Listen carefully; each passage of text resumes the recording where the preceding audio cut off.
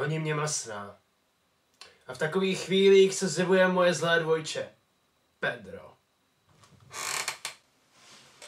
Volal jsi mne, bratře? Ano, mám dnes takovou schizofrenní náladu.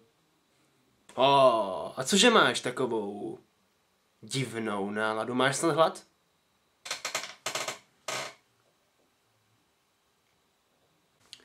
Nebo že by to byla žízeň? Tak hele, jestli zase budeš zpívat celý večer kabáty. Nebuď směšný, bratře. Přišel jsem ti na pomoc. A co třeba vodu s citrónem? Víš moc dobře, že po té zrůdnosti nechávám popravovat lidi.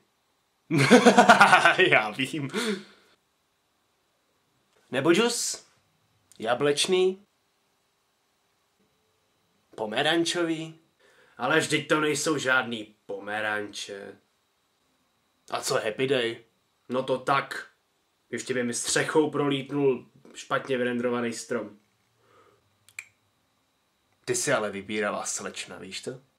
Nemůžeme se jít podívat prostě dolů do chlaďáku? Tak co? Je to jenom kozel a nějaká vodka.